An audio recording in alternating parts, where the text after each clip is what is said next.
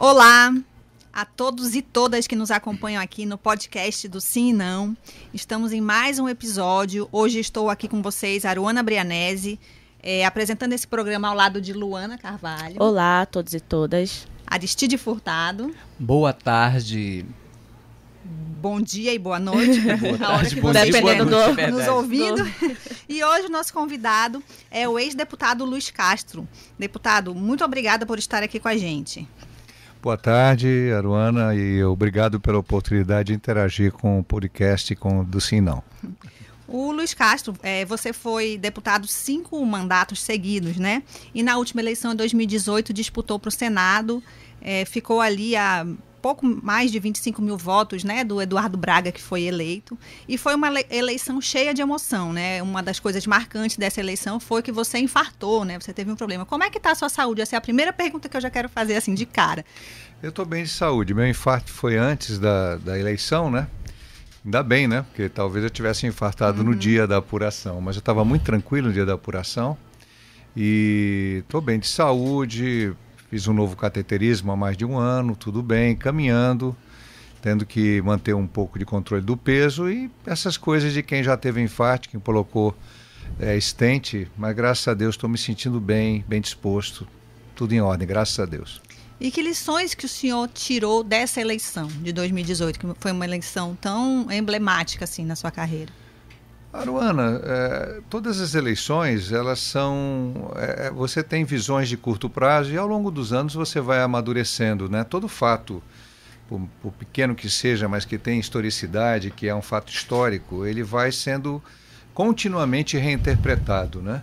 E aí você vai descobrindo novos significados. No meu caso pessoal, quando eu decidi ser candidato ao Senado, muito pouca gente da minha equipe e do meu ciclo de amizades acreditava na possibilidade de eu ser eleito, né? Quase fui eleito, por muito pouco. E uma das lições é que você tem que acreditar, tem que perceber e buscar perceber certas nuances que muitas vezes as pessoas não percebem. Captar certas energias, observar perspectivas e possibilidades e ousar, né? E eu decidi sair de uma reeleição relativamente tranquila para deputado estadual. Já tinha 5 mandatos seguidos ali, né? Já dominava o know-how, né? Para uma coisa desafiadora, né? Porque eu entendi que era o momento de eu dar uma contribuição diferenciada para o Estado e quase chegamos lá, né? Trabalhamos de maneira muito estratégica, tivemos muito apoio de pessoas que espontaneamente se ofereceram, muito pouco recurso financeiro, foi uma campanha paupérrima do ponto de vista, se comparar o custo do voto que eu tive, eu fui o campeão de votos absoluto. Pena que isso não entra no cômputo. Essa matemática não conta. Não entra, né? Mas foi o voto mais barato, porque nós tínhamos uma equipe pequena e muito operosa. Aquele momento também era um momento em que a população ansiava por uma mudança, né? Uma mudança. E a minha visibilidade era relativamente pequena, né? Tempo de TV pequeno, recursos e mídia, né? Mas mesmo assim a gente conseguiu mandar um recado bom em Manaus, principalmente. Mais uma semana de campanha eu teria sido eleito. Você acha... Desculpa. Porque começou a irradiar para Itacoatiara, para Manacapuru, para Parintins, para os municípios do entorno de Manaus principalmente. E essa onda que em Manaus estava muito alta, estava crescendo em Manaus e ia alcançar o interior. Mas as coisas são como elas são, não foi possível. Mas para mim foi uma vitória política, embora tenha sido uma derrota eleitoral. O senhor acha então que o senhor só não ganhou do senador Eduardo Braga por falta de recurso financeiro? Eu acho que eu não ganhei. Esse foi um dos fatores. Outro fator foram as pesquisas do Ibope. As pesquisas do Ibope, que eu não sei ainda como esse instituto continua a fazer pesquisas Brasil afora. Mudou o nome, né? Eu acho que mudou o nome para essa próxima eleição. Mas, enfim, devem ter mudado de nome porque ele não tem credibilidade, né? Então deve estar usando um outro disfarce.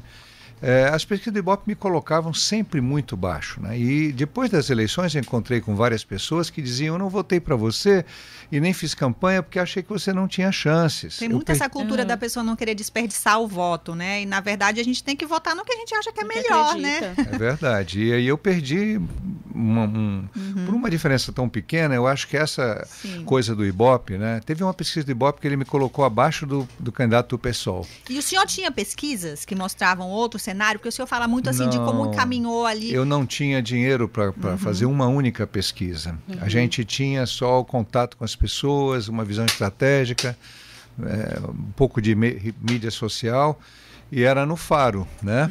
Eu não dispunha desse instrumento de pesquisa e ninguém me ajudou. Tinham vários conhecidos que faziam pesquisa, mas estavam contratados por outros grupos políticos, né? Eu percebi, por exemplo, algumas pessoas que têm instituto de pesquisa, na última semana chegaram recados para mim, assim, indiretos. Olha, Luiz Castro está crescendo muito em Manaus, né? Mas nada assim que pudesse me dar um mapa, por exemplo, vai Piranduba, vai pra bairro tal, intensifica aqui, né? Nada disso. Deputado, o senhor teve uma votação de mais de 500 mil votos, né? Uma coisa assim extraordinária. Em Manaus, o senhor botou quase o dobro de votos no senador Eduardo Braga, que foi eleito. O senhor foi votado em todo o interior do estado, em alguns municípios mais e outros menos, mas foi votado. Qual é a sua avaliação que o senhor faz hoje? O senhor saiu da SEDUC ali em meados de 2019, em meio a uma denúncia feita por um empresário que tinha um contrato de transporte com a SEDUC, desmentida pelo próprio empresário depois na presença dos deputados na Assembleia. Mas houve a denúncia e o senhor sempre... A sua chegada sempre foi a chegada da ética, né, de uma relação de transparência e tudo mais. Para essa disputa do ano que vem, o senhor acha que mantém esse capital de votos, esse recalque de votos de mais de 500 mil de votos da eleição anterior, em função de tudo isso? E até que ponto a denúncia ainda reflete, você acha, né? Bom, eu quero colocar para vocês que cada eleição é uma eleição. Com denúncia, sem denúncia, com desgaste ou sem desgaste, não existem eleições iguais e ninguém é dono de voto de ninguém. Então, aquele retrato daquele momento é daquele momento, daquelas circunstâncias. Em relação à denúncia, inclusive publiquei no meu site sobre essa denúncia e outras, né, que tiveram lá, todas as explicações, né, de que realmente eu não tive envolvimento nenhum. Quando o empresário, inclusive, fez a acusação contra a SEDUC, não contra a minha pessoa, contra eventuais terceiros que estariam influenciando o contrato dele, eu já vinha muito desgastado, porque eu me sentia completamente desprotegido em relação a me defender. Qualquer defesa que eu fazia era submergida por um rol de discursos, de ataques. Na Assembleia Legislativa parece que teve bastante na mais... Assembleia também, mas de maneira geral nos grupos, nas mídias sociais, nas redes sociais. O senhor fala do eleitor mesmo e dessa... Isso me dificultava muito, né? Porque você acaba ficando desgostoso com as situações, né? E me fez mal, minha saúde mental mesmo. Eu vinha de uma campanha cansativa, vinha de um momento difícil. Agora, o que eu percebo, as pessoas que me conhecem, de fato, sabem que eu jamais recebi uma propina de um empresário para beneficiar em negócio algum. Nem quando era prefeito, nem parlamentar, e muito menos secretário. Sou um caso raro, né? Porque eu empobreci na SEDUC, que não é que eu fiquei pobre, mas eu diminuí meu patrimônio. Né? Saí da SEDUC, tive que vender o restante do poucas cabeças de gado que eu ainda tinha no interior, tive que vender carro, dinheiro emprestado e passei dificuldades financeiras. Né? Então eu quero colocar que eu vou com a minha cabeça muito erguida para qualquer decisão que eu tome, seja ela de disputar uma eleição para o Senado, para deputado federal, ou mesmo de apoiar algum candidato em que eu ainda acredite seja um candidato digno do meu apoio. Mas deve ter algum desgaste residual, mas as pessoas que me conhecem de fato sabem que... Agora, eu não descarto a possibilidade de, nas minhas costas, na possibilidade de, num trabalho tão grande do tamanho da SEDUC, tenham havido irregularidades, provavelmente é possível que tenha acontecido. Eu não tenho a dimensão disso, né? Eu não tinha efetivamente a capacidade naquele momento de estabelecer o controle, e eu me lembrei muito do Ray Greaves, ex-ministro do Itamar Franco, que quando houve uma denúncia contra ele nos Correios, ele ele saiu do cargo de ministro, era o Itamar Franco o presidente, para que fossem apuradas as denúncias. E é o que eu fiz. Inclusive foi apurado já pelo Tribunal de Contas que eu não tenho nenhuma responsabilidade nesse episódio do Dantas, né? Que eu não tenho nenhum envolvimento. Aliás, o próprio Dantas se diz vítima dessa situação. E eu agi como o Hargreaves agiu, como minha consciência dizia. Se eu ficasse no cargo tentando combater e tal, ia parecer que eu estava tentando camuflar. Então eu saí, fiquei sem mandato, sem poder político e deixa o tribunal investigar. A própria SEDUC fez suas sindicâncias e, graças a Deus, não tenho nenhum envolvimento. Agora, deputado, para 2022, né? O senhor falou aí, talvez, um cargo para deputado federal, disputar o Senado novamente. Existem conversas já? Como é que está essa movimentação sua nos bastidores? Porque falta menos de um ano para as convenções, por exemplo, né? É preciso definir também um partido. O senhor já tem um partido? Está conversando com quem? Eu continuo filiado na Rede Sustentabilidade, é um partido com que eu tenho boas relações, eu me relaciono bem com a direção da rede, faço parte da nacional da rede, do Elo Nacional, e tenho boas relações também com um grupo de militantes que está na rede no estado do Amazonas. Eu não decidi se permanecerei na rede ou não. Eu tenho um prazo combinado com a minha família para tomar uma decisão se irei ou não participar das eleições até o final de outubro. Eles querem ou não querem? A minha família é muito solidária, né? Eles podem não gostar, mas me apoiam na decisão que eu tomar, né? Principalmente a minha esposa, meus filhos. Então não há uma clareza assim. Alguns me incentivam mais, outros dizem, pai, se quiser ir, vá, faça aquilo que é melhor, né? Minha esposa é muito companheira, uma mulher que me ajudou em todas as minhas eleições, é daquelas que entra na campanha, participa, carrega a bandeira, ajuda a fazer o que for necessário para a campanha trabalhar. Quando eu tive infarto, por exemplo, eu fiquei no hospital e a minha equipe ficou muito triste. O Luiz Castro teve um infarto e tal, como é que vai ser? E a minha esposa, que tinha ido me visitar no hospital, tomou iniciativa, reuniu a equipe toda e disse, não vamos parar a campanha não, vamos continuar, ele não morreu não, ele vai sair do hospital, e animou a turma e foi fundamental, foi uma iniciativa que ela tomou. Então ela tem essa coisa da política, ela gosta, e é claro, a gente ouve os amigos também, amigas, né? E eu tenho tido sondagens para o Senado e para deputado federal. E não só pela rede, para ser candidata federal pela própria Rede Sustentabilidade, tive um contato muito bom com o PDT, né? Falta uma nova conversa para o Senado, e estou tendo conversas, estou sendo convidado e estou conversando com as lideranças e partidos que me convidam para conversar. Agora, Pode ir. Deputado, no segundo turno para a eleição para governador, o senhor apoiou o governador Wilson Lima, inclusive integrou o secretariado dele. O senhor se arrepende disso? Como é que está a relação com o atual governo hoje em dia? Eu estou distante. Eu estou distante de governo, distante de política. Neste mês especificamente, devido a essa proximidade das discussões eleitorais e os convites que eu venho recebendo para conversas de diversos segmentos, eu voltei a ter conversas, né?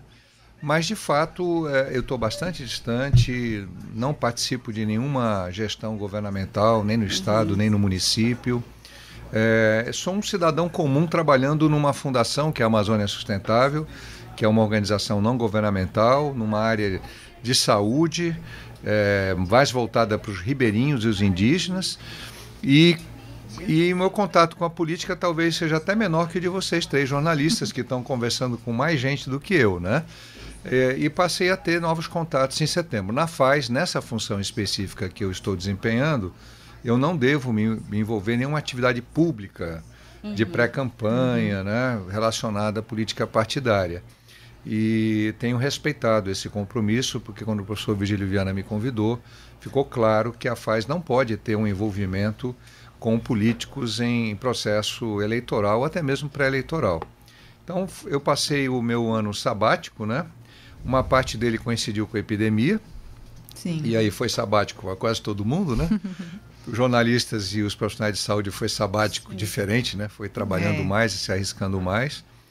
E então é isso, eu estou numa fase assim de tomar uma decisão, refletindo bastante em que partido eu vou ficar. A Rede é um partido muito interessante, porém ela tem dificuldades operacionais, né, de atratividade de novos quadros, para fazer uma nominata competitiva. Né? A gente ainda não sabe, na verdade, nem como vão ser as regras, né? Ainda não está claro se vai ter coligação, se não vai ter. Imagino que isso vai pesar. Mas, além disso, essa definição das regras, que outros critérios que o senhor coloca assim na mesa na hora de conversar com os partidos? Que partido, por exemplo, não tem conversa? Que tipo, não precisa dizer o nome, mas assim, tipo de partido não dá para conversar e qual dá para conversar? O complicado, Aruana, é que partidos, em tese, todos têm estatutos, quase todos, relativamente bonitos, né? Se você pegar o estatuto do DEM, que é considerado um partido de centro-direita, é um estatuto de um partido muito progressista, e assim vai, né? A Rede tem um estatuto talvez mais contemporâneo que a maioria dos partidos, porque ela incorporou muito essa questão da sustentabilidade ambiental, mas também é um partido mais jovem. Tirando o PCdoB, que é um partido marxista, eu não sou marxista, eu sou cristão, e às vezes eu me admiro com cristãos dentro do PCdoB, né? Eu não tenho uma restrição assim a partidos, né? Embora eu sonhe com algo para o meu país, para a minha nação, o Brasil, que eu aprendi a amar desde criança, com algo que não seja esse conflito ideológico ferrenho entre um segmento de direita e um segmento denominado de esquerda. Né? Eu sou progressista em alguns campos, sou conservador em outros. Né? Em quais, deputado? Eu sou conservador, por exemplo, em relação ao que eu entendo que há um exagero de sexismo na sociedade, que afeta as crianças. Você tem programas de televisão, você tem publicidade que são inadequadas para faixa etárias de crianças de 8, 10 anos, muita pedofilia, muito abuso de crianças. Então, nesse campo, eu sou conservador. Né? Não um conservador talibã, né? Não sou um conservador xiita, mas eu acho que tem que haver uma proteção, tem que permitir que as crianças vivam a sua infância mais como eu vivi, sem tanta influência sexista. Né? Eu não sabia que isso era ser conservador, mas não, mas eu entendo. Acho que muitos progressistas que a maioria das também, pessoas né? Exatamente. Também são conservadores nesse campo, né? Agora, do ponto de vista político-social, eu sou de centro-esquerda, eu sou uma pessoa mais de centro, né? Já fui mais de esquerda, sou mais centrista, mas entendo que a gente precisa trabalhar com políticas públicas que ajudem a diminuir a desigualdade, mas não tenho nenhuma ilusão que as bolsas são necessárias, mas elas não são suficientes para dar sustentabilidade com uma diminuição de desigualdade. Você tem que ter grandes programas de geração de emprego e renda. Eu estudo, gosto de ler muito, então desde do New Deal, né, de toda essa política keynesiana que foi aplicada nos Estados Unidos, no pós-guerra. Eu acho que o Brasil aprendeu pouco com os erros e com os acertos dos outros países. A gente vê o governo de direita, governo dito de esquerda, que nunca foi, do Fernando Henrique, governo de esquerda que muitas vezes não combateu as desigualdades na infraestrutura, só na superfície, e agora um governo autodenominado de direita e a gente não vê mudanças estruturais. Sou muito crítico, por exemplo, nisso aí, muitos críticos da direita usam esse discurso hoje, mas foi usado pelo PT antigamente, antes de estar no poder. Sou muito crítico aos privilégios que existem dentro do setor público. O senhor, inclusive, né? na última campanha, assinou um compromisso, né? Abrindo mão das verbas extras e tudo. Até da o senhor aposentadoria. Pretende fazer isso de novo, Sim, se for candidato? Eu pretendo abrir mão da maioria dessas vantagens. Não posso abrir mão de todas, porque se for eleito eu serei deputado do Amazonas. Então vou ter que viajar, ter que ir para o interior. Né? E o Amazonas é um estado de uma logística muito grande. Mas se eu fosse um deputado federal de Brasília, ou um senador como o Rei Gufi abriu praticamente mão de tudo, né? Quase tudo. Mas ali ele pega um carro, 4, 5 assessores, ele viaja em toda a cidade satélite. Então não dá para comparar um mandato de um senador de Brasília com um senador do Amazonas, do Pará e do Acre. A gente precisa ter também uma estrutura mínima. Mas há um exagero, né? Você percebe, não é só no Senado, há um exagero no Judiciário, há um exagero em muitos segmentos públicos, é escandaloso. Se você perceber como funcionam outros países, muito mais ricos que o Brasil, você fica estupefato de como o Brasil gasta demais em algumas coisas que deveria exemplarmente gastar menos. Inclusive, como deputado, eu abri mão de 30% de verbas indenizatórias, adotei critérios muito rígidos no uso dos meus gastos, né? E, mais claro, hoje, se fosse deputado estadual, seria mais rígido ainda do que eu fui. Deputado, o PDT, o senhor citou, é um dos partidos que o senhor está cogitando e que já houve, pelo que informa conversas, né? O noticiário, conversas com o Lupe. Se o senhor optar pelo PDT, como é que vai ser a sua relação com o deputado Ricardo Nicolau, com o qual o senhor teve vários embates duros, né, naquele contexto das denúncias de suposto superfaturamento do edifício garagem, né, da Assembleia? Bom, primeiro eu quero dizer que nem eu e nem o presidente Lupe, nós tivemos um acerto fechado, nós tivemos uma conversa preliminar. E, ao que eu saiba, foi a mesma coisa com o deputado Ricardo Nicolau, né? Então não tem fechamento nem para cá e nem para lá. E se eu for trabalhar na base do si, né? Então primeiro vamos ver como o PDT vai desdobrar esse processo, se o ex-deputado Ricardo Nicolau será candidato realmente. E eu entendo, eu vi, por exemplo, a eleição de Plínio Valério na mesma chapa de Omar Aziz, né? E eu vi o Plínio Valério no final de toda a propaganda, assisti algumas, ele dizia, meu governador é Omar.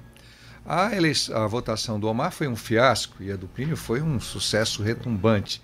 Os dois estavam na mesma chapa de majoritários, embora em partidos diferentes, e me impressionou bastante o quanto o Plínio não foi afetado pelo fraquíssimo desempenho eleitoral do ex-governador Omar naquela eleição.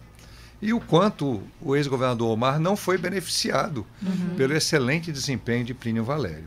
Então, eu me lembro de uma pesquisa dos velhos tempos da política em que Vanessa Graziottini era deputada federal, era vereadora primeiro e depois se elegeu deputada federal, e uma pesquisa com eleitores da Vanessa em que 25% dos eleitores da Vanessa votavam no amazonino.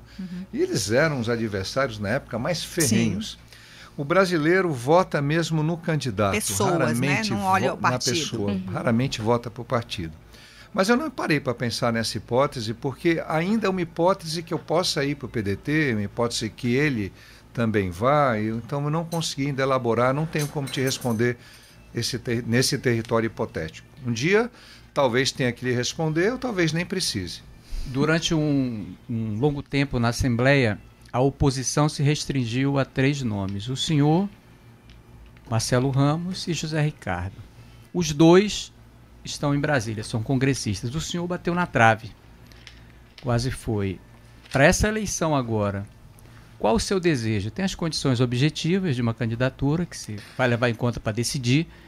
Há 1 vaga para o Senado, há 8 para deputados federais e 24 para deputados estaduais. Qual o seu desejo?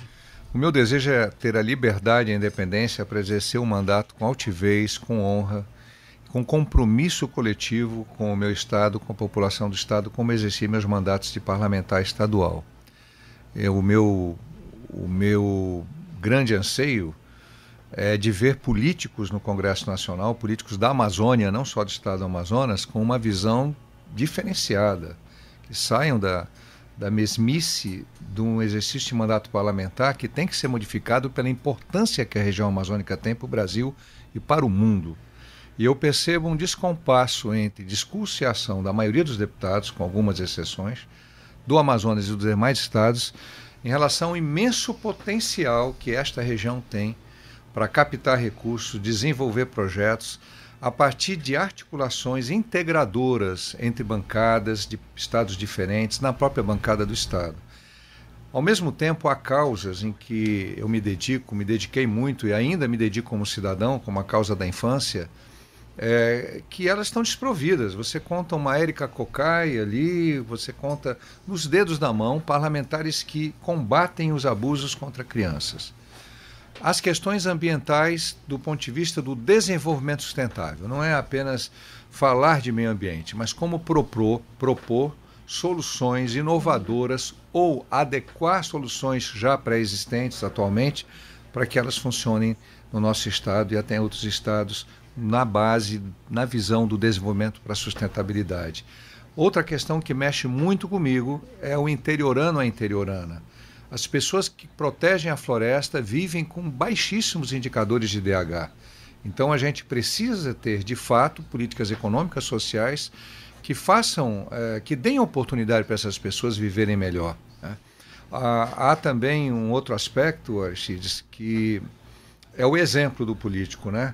Ele, no exercício do mandato, ele gastar pouco, ele ser transparente, né? Por que eu tenho que morar num apartamento funcional? Eu tenho um salário suficiente, né? Por que eu tenho que ter um plano de saúde, né? Um político ganha muito bem. Então ele não precisa de plano de saúde pago pelo Congresso Nacional, ele não precisa de... se ele quiser pagar, ele pague do salário dele.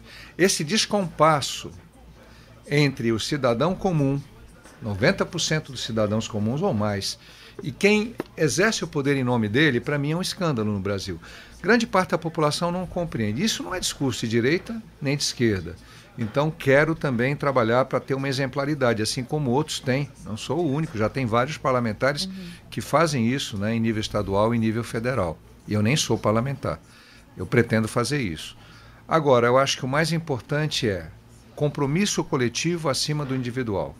Quando o interesse coletivo prepondera no exercício do mandato do político sobre seus interesses pessoais, ele é um político que respeita a sociedade, seja ele de direita, de esquerda ou de centro, seja ele católico, evangélico, agnóstico, até ateu. O que importa é que ele, de fato, mantenha a coerência de eu vou até este ponto, a partir daí eu estou deixando de defender a sociedade e passo a defender meus interesses. Então, montar empresa, fazer negócio para terceiros, beneficiar os negócios de terceiros dentro da estrutura governamental? Não. Discutir com empresários políticas de atratividade, políticas econômicas, instrumentos fiscais, claro que sim, né? Mas não com o interesse de você utilizar a sua esfera de influência política para que determinado empresário, determinada empresa se dê bem numa negociação com o governo de município, do Estado ou da União. Eu não fiz isso quando era um humilde prefeito de município, não quero fazer, não vou fazer, e não fiz isso na SEDUC. Os empresários sabem que nenhum empresário foi beneficiado por mim no pouco tempo que eu tive na SEDUC. Se foi beneficiado, não foi por Luiz Castro. Deputado, agora o senhor atua como consultor da FAS, né, Fundação Amazônia Sustentável. O que nesses meses de trabalho mudou a sua visão? Que o senhor está na área de saúde, né? Como é que o senhor tem visto a questão da saúde no interior, entre os ribeirinhos? Bom, primeiro tem sido um aprendizado muito grande, né? Uma organização não governamental, às vezes mal compreendida, né? Ela não compete com os governos, ao contrário, ela é complementar, ela atrai recursos de projetos de empresas, de fundos, que não viriam para cá não fosse o trabalho da FAS.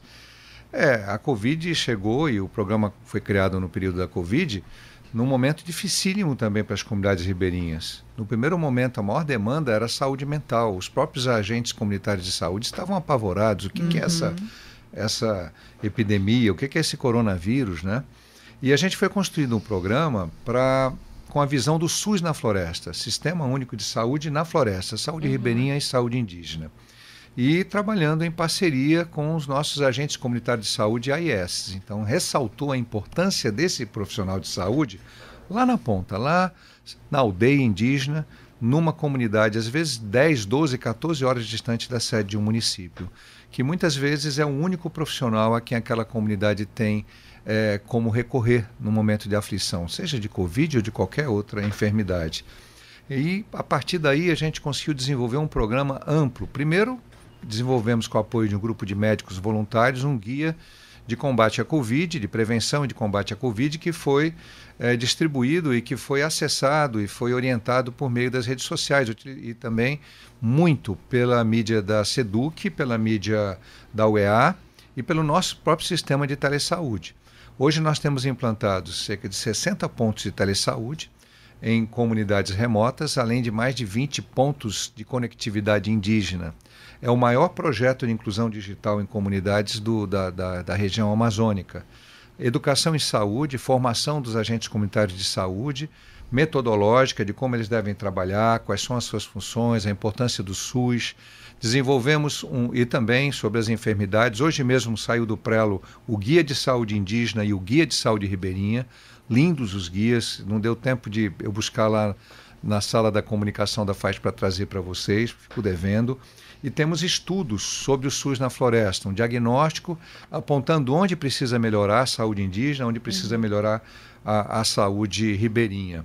Também um estudo sobre medicina tradicional amazônica e bases alimentares locais e um estudo sobre o marco legal da saúde indígena e saúde ribeirinha.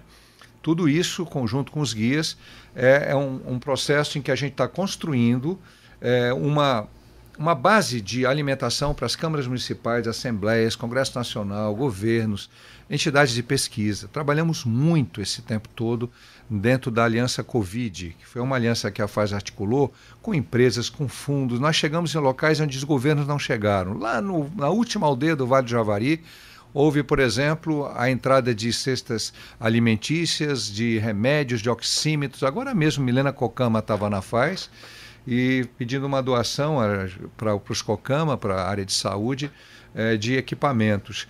E trabalhando outras temáticas de geração de emprego e renda. Então foi um trabalho grandioso, né? Todo interiorizado, mas também em alguns bairros de Manaus. E eu fiquei muito feliz de poder participar desse trabalho, de poder dar minha contribuição. Eu acho que eu precisava dessa experiência fora de governo, fora de mandato. Uhum. E como que o senhor foi parar na FAES? Como é que foi esse convite? Bom, como é que... Eu conheço o professor Virgílio desde antes dele e eu sermos secretários, respectivamente. Ele de Meio Ambiente e Desenvolvimento Sustentável e eu de Produção Rural e Desenvolvimento Integrado. Nós nos conhecemos, conversamos e quando atuamos como secretários, nós conversávamos, dialogávamos permanentemente, em vez de brigar. Secretaria de Produção, brigar com a Secretaria de Meio Ambiente, vamos conversar. Que é uma briga fácil, né? E vamos nos entender para buscar convergência. E nos tornamos amigos, né? Porque o Virgílio não é um inimigo da produção rural, ele não é um inimigo do agricultor. Né? E eu acredito que o agricultor e a agricultora, até o próprio pecuarista, ele tem que ser apoiado, inclusive tecnologicamente, crediticiamente, para ele desenvolver modelos mais sustentáveis na sua propriedade, porque nós precisamos de comida. Então ninguém pode parar de produzir alimentos. Nós temos que produzir alimentos com menor impacto ambiental. Então o Virgílio, quando eu saí do governo, estive conversando com o Virgílio e na época da Covid, da organização da Aliança Covid Amazônia, ele me convidou para participar do grupo de articulação estratégica. 3 meses eu trabalhei nessa área e depois ele me convidou para a gente implantar o programa de saúde na floresta no âmbito da FAES. Então, uma pessoa por quem eu tenho muita amizade, admiração e que lidera um trabalho magnífico. O trabalho da FAES é um trabalho que ainda precisa ser reconhecido e apropriado pela sociedade amazonense. É diferenciado no Brasil inteiro. Ninguém faz o que a FAES faz. Vamos dizer que lá no Tapajós, na área de saúde, a gente tem o Saúde e Alegria, que é top. Mas a FAES é holístico, a educação, agora a saúde também, geração de emprego e renda, empreendedorismo sustentável, cidadania. A FAES tem um programa chamado De Cara, que defende a cidadania de crianças e de adolescentes, né? Então, tem muita coisa. Se a gente fosse falar desses programas aqui, a gente precisa de outro podcast. Eu vou convidar o Virgílio para ele vir aqui. Né? Deputado, ou eu venho com ele. Dia 7 de setembro está sendo marcado uma série de eventos, né? De apoio ao presidente, contra inclusive o Supremo, alguns. Como é que o senhor analisa tudo isso? A democracia no Brasil está em risco, está ameaçada? Como é que o senhor vê esse cenário? Pois eu vou na linha do Winston Churchill, né? O Churchill dizia, a democracia é um péssimo regime, ele falava naquela época, né? Década de 40, 50, mas é o melhor que já foi inventado. A nossa democracia é cheia de defeitos, eu acabei de comentar alguns com vocês, né? Esses privilégios que existem nos poderes, enfim. Mas é uma democracia em construção, né? Dizer que eu não tenho críticas ao Supremo, tenho sim. E fui claro e coloquei nas minhas redes sociais as minhas críticas. O Supremo acabou com a prisão em segunda instância. Uma decisão completamente decepcionante por parte do Supremo Tribunal Federal. Nós tivemos outras decisões do Supremo que me decepcionaram bastante, decepcionaram muitos brasileiros. Mas nem por isso eu acredito que a solução seja destituir o Supremo, né? Eu acho que nós precisamos de uma discussão política mais profunda sobre isso. E decidir isso nas eleições, né? Votando em parlamentares diferentes, o povo brasileiro pode passar limpo se ele quiser. Ele pode mudar o cenário do Senado, mas principalmente da Câmara de Deputados, né? Ele pode, desde que ele tenha os instrumentos para entender, compreender e votar livre das amarras do voto de cabresto, do voto de favor, do voto de simpatia, e tem um voto consciente pensando no coletivo da nação. Então eu respeito a manifestação, acho que há muitas pessoas bem intencionadas que apoiam o atual presidente, não vou discutir índole e caráter por ideias. Às vezes você pode ter uma ideia certa ou equivocada e ser um bom ou mau caráter. Não é isso. Mas acredito que há uma dificuldade nos defensores da democracia. Os partidos, o PT, o PCdoB e o PSOL, eles estão levando suas bandeiras para todas as manifestações a favor da democracia contra o presidente. Isso afasta as pessoas que não são adeptos do PT, do PCdoB e do PSOL. Então existe aí muita gente silenciosa que não está sonhando nem com a volta do passado e também não está adorando o que está acontecendo no presente. Essas pessoas não estão tendo espaço de manifestação por falta de lideranças fortes, seja no mundo empresarial, no mundo político, até mesmo no mundo espiritual. E eu espero que isso mude com o tempo, até a eleição, e surjam novas opções, né? O Ciro Gomes é uma opção, né? Vai ser uma opção. É um homem muito preparado. Eu não estou aqui fazendo campanha para o Ciro, mas eu vejo que ele é uma opção de alto nível, né? E temos muitos brasileiros que têm condições de mostrarem para o povo brasileiro que nós não estamos aí numa guerra entre a torcida do Flamengo e a torcida do Atlético, né? Porque o Vasco está na segunda divisão, né? Não posso, né? Mas não estamos numa guerra entre a torcida do Galo e a torcida do Flamengo. Nós estamos pensando no futuro do país. Eu, respeitosamente, eu respeito essa manifestação até o limite que ela não ameace as instituições, como um protesto contra... O Supremo tem que fazer sua autocrítica também. Talvez nesse momento esteja difícil, né? Eu vi ministros que falavam uma coisa mudarem completamente a sua fala.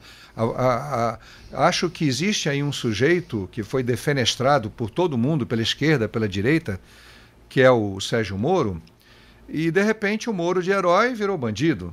Acho que o Moro nem era herói e nem é bandido, né? E de repente, o que temos vamos ouvir o Moro, vamos ouvir o ex-ministro que enfrentou o mensalão, né? E vamos cobrar do Supremo que seja mais coerente nas suas decisões éticas. O Supremo está muito politizado, né?